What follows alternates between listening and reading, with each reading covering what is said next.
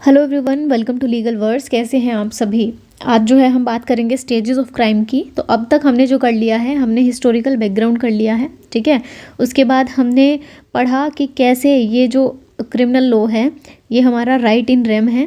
उसके अलावा हमने जो है स्टेजेस ऑफ क्राइम पढ़े, ठीक, सॉरी, एलिमेंट्स ऑफ क्राइम पढ़े, ठीक है। एलिमेंट्स में भी हमने 4 एलिमेंट्स पढ़े थे। क्या था? ह्यूमन बीइंग होना चाहिए, इंसान होना चाहिए। सेकंड क्या है? हाँ, जब मैं ह्यूमन बीइंग की बात कर रही हूँ, अभी हमने पर्सन की डेफिनेशन को अच्छे से नहीं पढ़ा था, राइट, क्योंकि हम डेफिनेशन पढ़ेंगे तब हम पर्सन को भी कंप्लीट पढ़ेंगे। मैंने आपको बताया था कि 6 टाइप के होते हैं और मैं उस वीडियो में वो कवर नहीं कर पाई थी, ज्यूरिस्टिक पर्सन वाला पार्ट, राइट। तो हम इस जो क्लास में जब हम पर्सन की डेफिनेशन पढ़ेंगे तो कवर कर लेंगे, राइट। तो आपको रेड विद करना है, वो जो पर्सन की डेफिनेशन है उसे रेड विद करना है ह्यूमन बीइंग के साथ, so that you can elaborate more, right. Next हमने पढ़ा था मेंस्ट्रिया, ठीक है। मेंस्ट्रिया यानी कि आपकी जो है गिल्टी इंटेंशन, राइट, यस, ऐसा state of mind which is guilty और प्रोहिबिटेड बाय लॉ। नेक्स्ट हमने पढ़ा था एक्टस रियस यानी कि act which is prohibited by law. Next हमने पढ़ा था इंजरी, कि कोई भी ऑफेंस होता है तो उसमें इंजरी होगी ही होगी, राइट। तो ये सारे 4 एलिमेंट जो है हमने पढ़े थे क्राइम के। आज जो है हम बात करेंगे स्टेजेस ऑफ क्राइम की। तो जैसे ऊपर हमने एलिमेंट्स ऑफ क्राइम पढ़े थे वो 4 थे, इसी तरीके से जो स्टेजेस ऑफ क्राइम है वो भी 4 हैं। अब जो स्टेजेस की हम बात कर रहे हैं तो उसमें जैसे ऊपर मेंस्ट्रिया था, है ना, यानी कि गिल्टी इंटेंशन या फिर ऐसा state of mind which is prohibited by law, उसी तरीके से जो इंटेंशन है यहाँ पे भी गिल्टी है, ठीक है। तो इसको हम बाद में देखेंगे, अभी पढ़ते हैं पहले स्टेजेस क्यों पढ़ने की ज़रूरत है। देखो, कभी भी कोई ऑफेंस होता है तो वो ऐसा नहीं है कि एकदम से हमने सोचा और ऑफेंस हो गया, या हमारा मन किया हमने ऑफेंस कर दिया, राइट। हर एक कोई भी ऑफेंस होता है, कोई भी क्राइम होता है, वो एक स्टेज के थ्रू ही होकर जाता है। जैसे सबसे पहले हम इंटेंशन फॉर्म करेंगे। For example, I am jealous of someone और मुझे उसको मारना है, तो मेरे मन में वो इंटेंशन आई ना कि मैं उसे मारूंगी। या फिर मैं नेग्लिजेंटली कोई काम कर रही हूँ, मैं रैश ड्राइविंग कर रही हूँ, या फिर मैं किसी को डिफेम करना चाह रही हूँ, तो मेरे मन में वो इंटेंशन या वो नॉलेज होगी कि मेरे इस एक्ट का रिजल्ट क्या होगा। यानी कि इंटेंशन सबसे पहले फॉर्म होगी। अगर इंटेंशन फॉर्म ही नहीं होगी तो आगे की बात ही नहीं बनेगी, राइट। तो फर्स्ट स्टेज जो ये आपको सीरीज़ में ही करनी है ना, यानी कि लाइन से ही फर्स्ट हमारा इंटेंशन ही रहेगा, सेकंड हमारा प्रिपरेशन ही रहेगा, थर्ड हमारा अटेम्प्ट ही रहेगा, फोर्थ हमारा, यानी कि इसी सीक्वेंस में जो है आपको याद रखना है, ठीक है। और सेकंड जो है हमारा है प्रिपरेशन। तो प्रिपरेशन का मतलब क्या होता है कि हम उस एक्ट को कमिट करने के लिए उसकी तैयारी कर रहे हैं पहले, जैसे हम एग्ज़ाम को करने के लिए उसकी तैयारी करते हैं, उसी तरीके से प्रिपरेशन करते हैं। अब ना देखने में लगता है कि अच्छा यार, जैसे मुझे मर्डर करना है किसी का, ठीक है, तो मैं मान लो मेरे को आपके खाने में जहर मिला के आपको मार देना है, ठीक है। तो हमें क्या लगता है कि प्रिपरेशन क्या होगा, मैं जहर खरीद के लाऊंगी, उसके खाने में मिलाऊंगी और वो प्रिपरेशन हो जाएगी। बट ये जो प्रिपरेशन से अटेम्प्ट तक का सफ़र है ना, ये समझना बहुत मुश्किल है।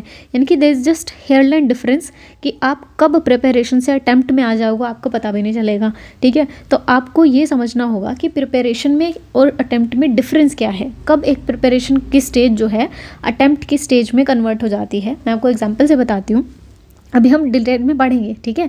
अभी सिर्फ मैं आपको एक ओवरव्यू टाइप दे रही हूँ। तो देखो, मान लो मैंने आपको घर पे खाने पे बुलाया, ठीक है, और मेरी इंटेंशन ये थी कि मैं आपको मार देना चाहती हूँ, ये मिस्टर ए है, मुझे इनको मर्डर करना है और मैंने इनको घर पे खाने पे बुलाया, ठीक है। अब जब मैंने इन्हें खाने पे बुलाया तो मैंने इनके लिए खीर बनाई, ठीक है, क्योंकि मिस्टर ए को खीर बहुत पसंद है और मुझे पता है कि कुछ हो जाए ये खीर ज़रूर खाएंगे। तो उस खीर में मैंने मिला दिया जहर, ठीक है, मैंने इसमें जहर मिला दिया। अब प्रिपरेशन मेरी क्या है कि मैं जहर लेके आई, मैंने खीर बनाई, खीर में मिलाई, ठीक है। अब ये प्रिपरेशन अटेम्प्ट कब बन जाएगी? क्या मैंने जैसे ही खीर में जहर मिला दिया वो प्रिपरेशन अटेम्प्ट बन गया, या मैंने इनको सर्व किया तो प्रिपरेशन अटेम्प्ट बन गया, या इन्होंने अपनी प्लेट में वो चीज़ रख ली तब वो प्रिपरेशन अटेम्प्ट बन गया, या वो खाने ही वाले थे, यानी कि उन्होंने मुंह में मतलब डालना शुरू किया चम्मच से, फर्स्ट जो बाइट लेनी शुरू की, तो वो प्रिपरेशन अटेम्प्ट बनी। कब बना वो अटेम्प्ट? समझ रहे हो कि डिफरेंस कैसे आएगा। और जो सेम स्टोरी है वो कमीशन के साथ भी चलती है, ठीक है।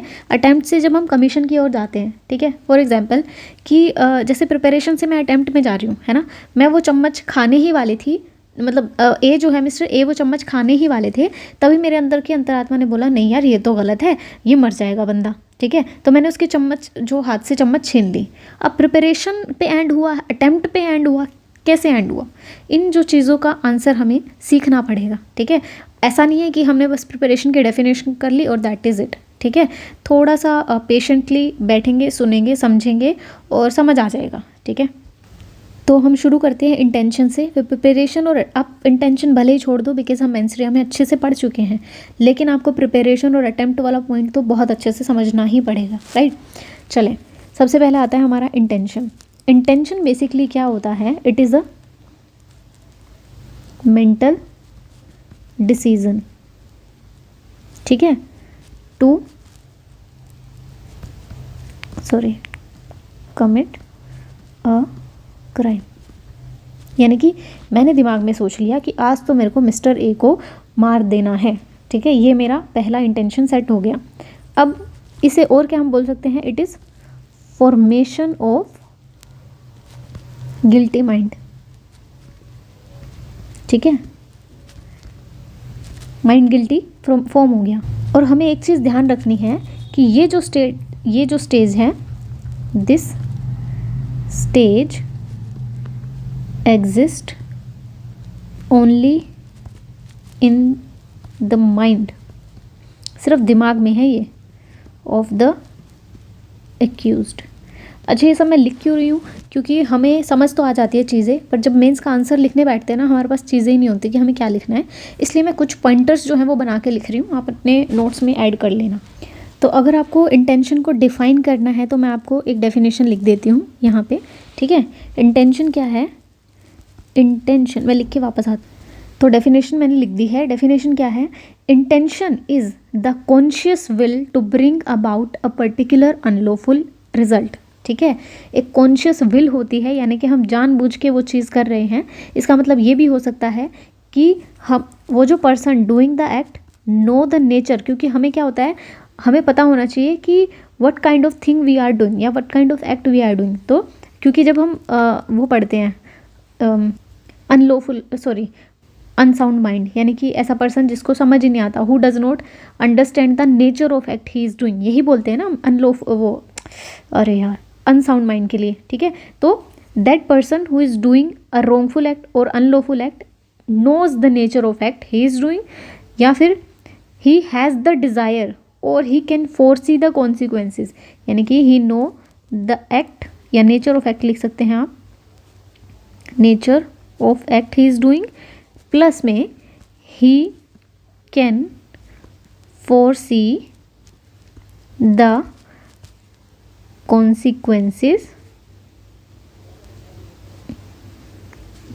ऑफ द एक्ट, ठीक है। ये सारी चीज़ें आपको लिखनी है जब आप आंसर जो है लिखने बैठेंगे।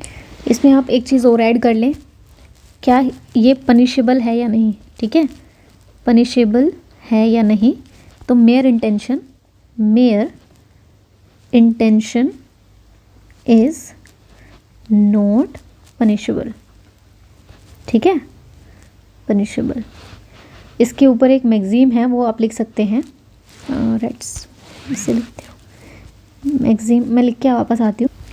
दिस इज़ द मैगज़ीम, ठीक है, कोजिटेशनस पोनेम नेमो पेटिटर, ठीक है, यानी कि no man is punished for the mere intention और थॉट, यानी कि सोचने भर से ही किसी को हम पनिश नहीं कर सकते, राइट। अच्छा, इसमें अब एक चीज़ और ऐड कर लें, वाई, ठीक है। वाई किसका है? ये हम मेयर इंटेंशन की बात कर रहे हैं ना, ये पनिशेबल नहीं है। क्यों पनिशेबल नहीं है वो लिख लें। पहला है law does not punish thoughts, ठीक है, पहला तो यही लिख से कि लॉ जो है थॉट्स को पनिश नहीं करेगा। सेकंड है no harm has yet occurred, यानी कि कोई इंजरी नहीं हुई है तो पनिशमेंट नहीं होगी, ठीक है। ये जो है ये मेन है, ठीक है। There is still a chance of reform और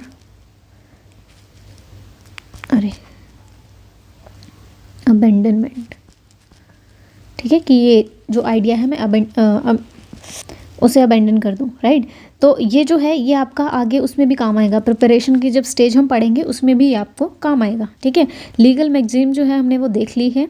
उसके अलावा केस देख सकते हैं आप, आर वर्सेस प्रिंस का केस है, आर वर्सेस, रेड से लिखते हो, आर वर्सेस प्रिंस का ये केस आपको याद भी रह जाएगा, पहले हम कर चुके हैं।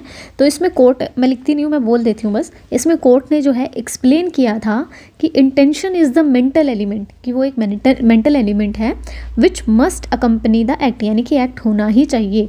और एक चीज़ और बोली थी कोर्ट ने, mayor intention without overt conduct does not attract the criminal liability, यानी कि it must accompany with the act, ठीक है। एक जो है मोहम्मद याकूब वाला केस भी आप लिख सकते हैं, state of Maharashtra versus Mohammad Yakub का केस जो है 1980 का। इसमें भी सुप्रीम कोर्ट ने क्लैरिफाई किया था कि जो मेंटल स्टेज ऑफ इंटेंशन है वो पनिशबल तब होगी when the preparation is completed, कि प्रिपरेशन जो है वो कंप्लीट हो चुकी है, and the overt act begin towards the commission. ये हम आगे भी पढ़ेंगे, प्रिपरेशन में भी ये जो है आपका काम आएगा। उसके अलावा एक चीज़ आपको और ध्यान में रखनी है कि मेयर इंटेंशन जो है वो पनिशबल नहीं है, पर इंटेंशन को प्रूव करना इम्पोर्टेंट है किसी भी ऑफेंस में। समझ रहे हो क्या बोलना चाह रही हूँ? जब हमने एलिमेंट पढ़े थे तो हमने पढ़ा था कि intention is an essential element, but mayor intention जो है वो ऑफेंस नहीं बनाता अपने आप में, तो इसीलिए उसे प्रूव करना भी ज़रूरी है। अब हम आते हैं हमारी नेक्स्ट जो स्टेज है वो है preparation, which is important, I have already told you, preparation, ठीक है। मैं इसमें लिखूंगी कम और मैं आपके नोट्स बनवाऊंगी, लिखूंगी कम क्योंकि टाइम ज़्यादा जा रहा है, राइट। बस आज की क्लास में वो कर लें, उसके बाद तो मैं नोट्स बना के रखूँगी, थोड़ा बिजी चल रहा था शेड्यूल। तो प्रिपरेशन बेसिकली क्या है, it is the second stage, ठीक है, सेकेंड स्टेज ऑफ क्राइम। अब इसे अगर हम डिफ़ाइन करने बैठे हैं तो कैसे डिफ़ाइन करेंगे, ठीक है, आप लिख सकते हैं, मैं बोलती हूँ। Preparation is the second stage of crime, ठीक है। It means doing an act for the purpose of arranging और facilitating the commission of crime, right. क्या है इसका मतलब, जो ये जो एक्ट है इसका क्या मतलब है, प्रिपरेशन का क्या मतलब है, कोई ऐसा एक्ट किस पर्पज़ के लिए, for the purpose of arranging और facilitating the commission of crime, यानी कि क्राइम करने के लिए जिन जिन चीज़ों की ज़रूरत है उन्हें अरेंज करके रखना, फैसिलिटेट करके रखना, राइट। अब इसमें क्या क्या आ सकता है, इंक्लूड, इट इंक्लूड्स, ऐसे लिख लेना आप, इंक्लूड्स क्या क्या, कलेक्शन ऑफ वेपन्स या टूल आ सकते हैं, लेइंग प्लान यानी प्लान्स बनाना, ठीक है, ऐसे लेइंग प्लान्स, ठीक है। उसके अलावा अरेंजिंग एस्केप रूट्स भी आ सकते हैं, मतलब जो आपको ध्यान में आए वो लिख सकते हैं आप इसमें आराम से, राइट। तो प्रिपरेशन बेसिकली करती क्या है, ये एक लाइन है, आप इसका यूज़ कर सकते हैं, अच्छी लाइन है। जो प्रिपरेशन है, प्रिपरेशन बेसिकली ब्रिज करती है, ब्रिजेस द मेंटल डिसीजन, ठीक है, एंड ओवर्ट एक्ट या एग्जीक्यूशन लिख सकते हैं आप। यानी कि जो प्रिपरेशन है वो एक ब्रिज का काम करता है between the mental decision and the execution, यानी कि जब तक हम अटेम्प्ट करते हैं, अभी हम अटेम्प्ट तक ही आएंगे, है ना। तो अगर हम पनिशेबल देखें कि ये एक सेकेंड चलें, अगर ये देखें कि हम ये पनिशेबल है या नहीं है, तो मैं बोलती रहती हूँ साथ साथ, लीगल प्रिंसिपल क्या कहता है कि mayor preparation is not punishable, ऐसे लिख सकते हैं आप पॉइंटर्स बना के। लीगल प्रिंसिपल क्या बोलता है कि mayor preparation is not punishable because the accused can, क्या क्या एक्यूज क्या क्या कर सकता है, पहले तो लिखो नॉट पनिशेबल, ठीक है, mayor preparation is not punishable. पहली चीज़ क्या कर सकता है, जो एक्यूज्ड है वो वॉलंटरली अबेंडन कर सकता है उस प्लान को, राइट। सेकंड क्या है, कॉजेज नो एक्चुअल और immediate harm to the society, यानी कि सिर्फ मैं प्रिपरेशन कर रही हूँ, मैंने एक चाकू ला के घर पे रख लिया, इससे सोसाइटी को भी हार्म नहीं हो रहा, ना वो डर के रह रहे कि ये अपने घर पे चाकू छुरी क्यों लेके आया, राइट। तो इससे कोई थ्रेट जो है जनरेट नहीं हो रहा in the eyes of the society, that's why according to the legal principle that stage of preparation is not punishable. But इसके एक्सेप्शन है, वो हम देखेंगे, ठीक है। उससे पहले इसकी एक मैगजीम है वो आप लिख लें, मैगजीम में लिख देती हूँ, मैक्सिम क्या है? पोनिटेंशिये लोकस एस, ठीक है। इसका मतलब क्या है? There is a room for repentance, यानी कि पछतावे के लिए। मतलब एक बंदा भले ही उसने प्रिपरेशन कर ली है, मैंने जहर भी मिला दिया है कटोरी में, पर ऐसा हो सकता है कि वो कटोरी में उसे खाने के लिए दूं ही ना, उसे पहले मैं उठा लूँ, मेरे अंदर का जो वो क्या बोलते हैं ज्ञान झाग जाए कि नहीं भाई किसी को मारना अच्छी बात नहीं है, वो कटोरी में उससे वापस ले लूँ, अटेम्प्ट हो ही ना, है ना, समझ रहे हो। यानी कि जब तक there is no going back, आप प्रिपरेशन स्टेज पे हो, राइट। जैसे ही मान लो फॉर एग्जांपल मैंने खीर में जहर मिला दिया, मैंने उसे दिया और मैं वापस चली गई, ठीक है, और मैं इतनी दूर चली गई कि मैं वापस आऊँगी उससे पहले वो खा ही चुका होगा, ठीक है ना, मैं उसे बता पा रही हूँ, या कोई ऐसा वो नहीं है कि मैं वापस से उस डिसीज़न को बदल सकूँ, तो वहाँ पे वो अटैम्प्ट हो जाएगा, ठीक है। अब जो है हम बात कर रहे थे कि मेयर प्रिपरेशन जो है वो पनिशेबल नहीं है, तो उसका रीज़न लिख लें, वाई जो है प्रिपरेशन इज़ नॉट पनिशेबल। पहला है एक्यूज जो है अपना माइंड चेंज कर सकता है, कोई डायरेक्ट हार्म नहीं है सोसाइटी को ऑब्वियसली, और क्रिमिनल लॉ तभी इंटरवीन करता है जब सोसाइटी जो है वो डेंजर में होती है, राइट। हमने ऊपर भी पढ़ लिए थे, हमने दोबारा देख लिए हैं।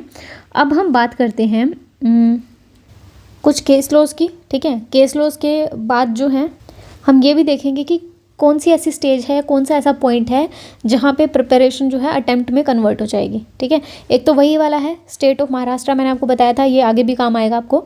State of Maharashtra versus Mohammad, लिख लें यार, मोहम्मद याकूब, ठीक है। ये 1980 का केस है। केस में क्या बोला गया था कि प्रिपरेशन जो है इज़ अरेंजिंग मीन्स और measures to commit the offence. सिर्फ एक मीन्स है, अरेंज करके रख रहे हैं हम चीज़ों को, राइट। अटेम्प्ट कब शुरू होता है? जैसे ही प्रिपरेशन ख़त्म होती है अटेम्प्ट आपका शुरू हो जाता है, राइट। तो सुप्रीम कोर्ट ने स्पेसिफिकली बोला था ऐसा कोई भी एक्ट जो क्राइम में हेल्पफुल हो उसे हम क्या बोलेंगे? प्रिपरेशन बोलेंगे, और जो एग्जीक्यूशन ऑफ क्राइम में काम करे वो हमारा अटेम्प्ट हो जाएगा, राइट। उसके अलावा एक और केस है वो लिख लें, इंपॉर्टेंट है, 1961 का केस है, स्टेट ऑफ बिहार का, अभिनंदन Mishra versus state of Bihar, ठीक है। इसमें सुप्रीम कोर्ट ने बेसिकली क्या बोला, इसमें सुप्रीम कोर्ट ने बेसिकली क्या बोला था, mere arrangements such as collecting the documents, इसमें जो है डॉक्यूमेंट्स कलेक्ट करना, प्लानिंग आर स्टिल प्रिपेयर, ये सारा जो है ये स्टिल प्रिपरेशन की स्टेज है। Submission of the false documents become the attempt. For example आपको किसी कॉलेज में एडमिशन लेना है, ठीक है, और आप जो है नकली डॉक्यूमेंट्स बनवा रहे हो किसी से, तो जब तक आप नकली डॉक्यूमेंट्स बनवा रहे हो, आपने जब तक उनका यूज़ नहीं किया, जब तक वो आपके घर में रखे हुए हैं, ठीक है, काउंटरफिट बनवाते हैं ना हम, या फोर्जरी का ऑफेंस जो हम करना चाह रहे हैं, तो फोर्ज्ड डॉक्यूमेंट जो है हम बनवाते हैं। तो जब वो आप फोर्ज्ड डॉक्यूमेंट्स बनवा रहे हो, तो और वो फोर्ज्ड डॉक्यूमेंट जब तक आपके घर में है, आप उसका यूज़ नहीं कर रहे, वो प्रिपरेशन की स्टेज है, उसमें कोई दिक्कत नहीं है, कोई हार्म नहीं है, राइट। आप बनवा के रख सकते हैं सबको दिखाने के लिए कि भाई मेरे जो है ग्रेजुएशन हो गया, कुछ भी हो गया व्हाट्सएवर, ठीक है। लेकिन आप अगर उसका यूज़ करते हैं फॉर सम लीगल पर्पसेस, तब आप जो है उसको अटेम्प्ट की श्रेणी में ले आते हैं, राइट। तब तक वो प्रिपरेशन है। जब आप उस डॉक्यूमेंट का यूज़ करके, मान लो आपको एडमिशन लेना है और आपने 10th की जो डिग्री है या 10th की जो मार्कशीट है या +2 की जो मार्कशीट है वो फोर्स्ड बनवाई है, तो वो जो है आपका अटेम्प्ट में काउंट हो जाएगा, राइट। एक और केस था Amar Singh versus state of Rajasthan का केस था। तो इसमें ये मतलब क्या हुआ था, परचेजिंग द आर्म्स और moving towards the location is still preparation unless overt act towards the commission is shown. तो इसमें कोर्ट ने बोला कि हाँ आपने परचेज कर ली है और आप लोकेशन की तरफ बढ़ भी रहे हो, वो स्टिल एक प्रिपरेशन की स्टेज है जब तक कि ओवर्ट एक्ट नहीं होता, ठीक है। अब मैं आपको 2 सिचुएशंस देती हूँ, दोनों ही केस लो है, पर मैं अभी सिचुएशंस पे बात करूँगी, राइट, फिर मैं आपको केस लो बता दूँगी। तो फर्स्ट सिचुएशन क्या है और सेकेंड सिचुएशन क्या है। फर्स्ट सिचुएशन में क्या है कि एक पर्सन है, ठीक है, तो क्या हुआ, मान लो ये एक पर्टिकुलर बाउंड्री है, ठीक है, आप ट्रैक्टर लेके अपना घर से निकले हैं या ट्रक लेके अपना घर से निकले हैं और उसमें एक सामान लोड कर रखा है आपने, ठीक है, बना दिया है मैंने ट्रैक्टर जो भी है व्हाटएवर, तो आपने सामान लोड किया, ठीक है। अब ये जो डिस्टेंस है फॉर एग्जांपल मान लो अब 10 किलोमीटर ही बचा है, और according to the guidelines of the states अगर आप इस बाउंड्री से बाहर जाते हो, ठीक है, यानी कि इस बाउंड्री, मान लो इसमें शराब की बोतलें हैं, है ना, तो इस बाउंड्री से अगर बाहर जाओगे तो ये इलीगल है, ऐसा माना जाएगा कि आप जो है स्मगलिंग कर रहे हैं, है ना।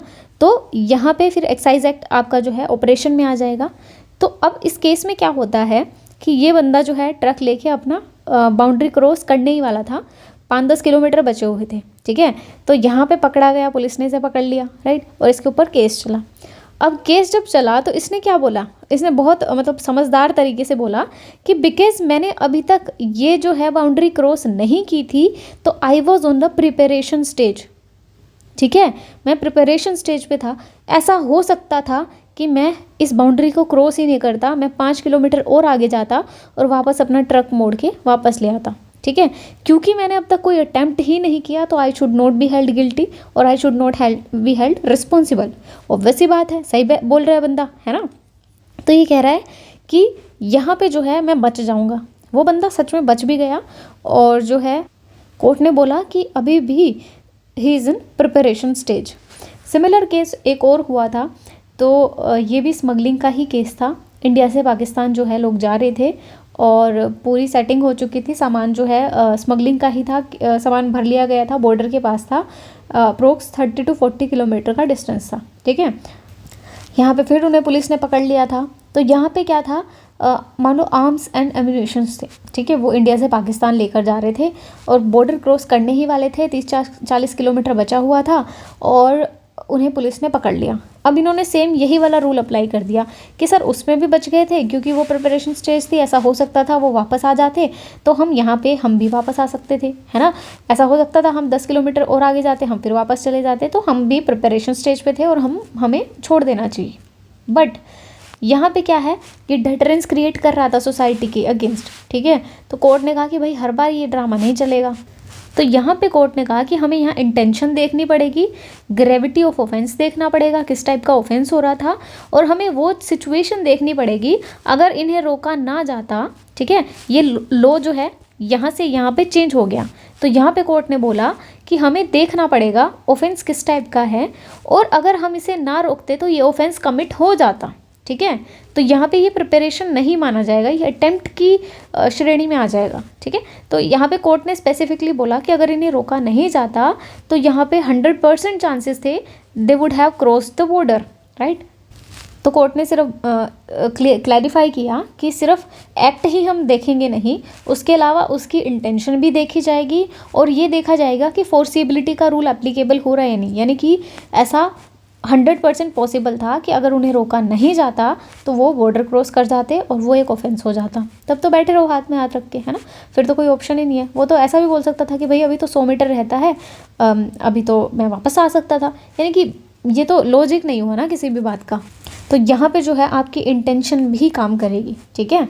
लेकिन स्टिल कुछ ऐसे ऑफेंसेस हैं जो प्रिपरेशन स्टेज पे भी पनिशेबल हैं। For example waging war against the government, ठीक है, मैं लिख देती हूँ यहाँ पे, आप बनाते रहना please notes. Waging war against the government के अगर अगेंस्ट आप वेजिंग वॉर करने की तैयारी यानी कि प्रिपरेशन भी करते हैं तो वो पनिशेबल होगा। क्यों? क्योंकि any preparation for war endangers the national security. तो इसका जो रीज़न दिया गया वो क्या दिया गया, नेशनल सिक्योरिटी। मैं पॉइंटर्स इसलिए लिख रही हूँ ताकि आपको याद रहे चीज़ें, राइट। उसके अलावा सेकंड जो है एक्सेप्शन इसका क्या है, ये एग्जाम में पूछा जाता है, ठीक है, डेकोइटी। ये एग्जाम में जनरली पूछा जाता है क्वेश्चन कि ऐसा कौन सा ऑफेंस है जो प्रिपरेशन स्टेज पे भी पनिशेबल है, तो वो है हमारा डेकोइटी, ठीक है। अब इसका रीज़न क्या है, डेकोइटी है, इसे क्यों पनिशेबल हमने माना है प्रिपरेशन स्टेज पे ही। पहला है कि it is exceptional gravity of offence, ठीक है, रीज़न लिखें पहला, एक्सेप्शनल ग्रेविटी ऑफ ऑफेंस, ठीक है। एक्सेप्शनल ग्रेविटी का मतलब क्या है कि जो डेकोइटी है ना वो बेसिकली एक प्रॉपर्टी क्राइम नहीं है, ऑर्डिनरी चोरी कर ली है ना, या एक्सटॉर्शन कर लिया, इस टाइप का कोई नॉर्मल क्राइम नहीं है, ठीक है। इसमें 5 या उससे ज़्यादा पर्सन इन्वॉल्व होते हैं, इसमें डेडली वेपन्स का यूज़ होता है, it is a kind of organised violence, है ना, और it is a threat to life and public places या पब्लिक पीसेस, ठीक है। इसलिए इन रीजंस की वजह से प्रिपरेशन स्टेज पे ही इसे जो है हमने पनिशेबल बना दिया। सेकंड क्या है, inherent threat to society, inherent threat to society, ठीक है। इसमें क्या है, ये बोलना चाह रहे हैं जैसे ही डेकोइटी की प्रिपरेशन शुरू होती है ना, तो ये चीज़ एमिनेंट हो जाती है कि वायलेंस होगा ही होगा, राइट। उसे पब्लिक सेफ्टी ऑलरेडी खतरे में आ जाती है, उसके अलावा एक मास को हार्म होने का खतरा बना रहता है, राइट, जब भी डेकोइटी का कोई भी सीन होता है। तो इससे अच्छा है कि हम वेट करें, है ना, और ऐसी सिचुएशन आए कि इनोसेंट पीपल को अपनी लाइफ रिस्क में डालनी पड़े या अपनी जान से हाथ धोना पड़े, हमने इसे प्रिपरेशन स्टेज पे ही जो है वो बना दिया है। थर्ड और मेन रीज़न क्या है कि एक बारी अगर डेकोइटी होती है तो बड़े हार्म को प्रिवेंट करना बहुत मुश्किल हो जाता है, ठीक है, यानी कि difficulty of prevention after attempt, ठीक है, बहुत डिफ़िकल्ट हो जाता है, जैसे आपने मनी हाइस्ट में भी देखा होगा। तो इसलिए इस रीज़न की वजह से जो है इसे प्रिपरेशन स्टेज पे ही हमने वो बना दिया पनिशेबल। और फोर्थ एक और इम्पोर्टेंट है, वो क्या है, group criminality is more dangerous, ये लिखें, group criminality is more dangerous, ठीक है। ये 4 रीजंस है जो आप लिख सकते हैं अपने आंसर को थोड़ा एनहेंस करने के लिए। अगर आप इसमें केस लो लिखना चाहें तो मैं आपको लिखवा देती हूँ एक दो। एक है Chaturi Yadav versus state of Bihar, 1979 का केस है। इस केस में सुप्रीम कोर्ट ने बोला था कि preparation stage of dacoity itself possesses a grave threat to public safety, hence legislature deliberately made it punishable। Legislature ने जानबूझकर इसे जो है पनिशेबल बनाया है। उसके अलावा एक केस और लिख लें, state of UP versus Kishan, ठीक है, ये 1971 का केस है। इसमें क्या बोला था, gathering of armed man with the intention to commit dacoity constitutes punishable preparation even if no attempt is made। इतने लोग आ रहे हैं आर्म्स एमिनेशन के साथ, तो इसे हमने अपने आप में ही पनिशेबल बना दिया, भले ही अभी तक अटेम्प्ट हुआ भी नहीं था, राइट। जो नेक्स्ट क्वेश्चन है हमारा वो क्या है कि एक प्रिपरेशन जो है अटेम्प्ट कब बन जाएगी, ठीक है। तो ये जो है हम नेक्स्ट क्लास में करेंगे। इसका रीज़न है क्योंकि वीडियो ऑलरेडी लंबी हो चुकी है, तो हम अटेम्प्ट जो है वो पूरा नहीं कर पाएंगे। तो अटेम्प्ट को समझने के बाद ही हम इस क्वेश्चन का आंसर करेंगे, ठीक है, क्योंकि इसमें वेरियस टेस्ट को हम अच्छे से पढ़ेंगे, जैसे प्रॉक्सिमिटी टेस्ट हो गया, है ना, ओवर्ट एक्ट टेस्ट हो गया, या फिर लास्ट एक्ट टेस्ट हो गया। इस टाइप के जो चीज़ें हैं हम देखेंगे और फिर हम अच्छे से समझेंगे कि डिफरेंस क्या है, कब जो है प्रिपरेशन जो है अटेम्प्ट में कन्वर्ट हो जाती है। तो तब तक के लिए बाय। अच्छे से रिवीजन करना, समझना और नोट्स को प्लीज़ अच्छे से बना लेना। नेक्स्ट जो वीडियो है उसमें मैं नोट्स ऑलरेडी बना के रखूँगी कि बिकॉज लिखते फटाफट से बनाने में ना या पढ़ाते पढ़ाते लिखने में थोड़ा राइटिंग का इधर उधर हो जा रहे हैं ना, तो इसलिए थोड़ा आज एडजस्ट कर लो। मिलते हैं नेक्स्ट क्लास में, और if there is any question whatsoever let me know in the comment section below. हम अगली क्लास में जो है उसे इनकॉर्पोरेट करके रखेंगे, राइट। तब तक के लिए bye, thank you so much for watching and do like, share and subscribe. This is must, right?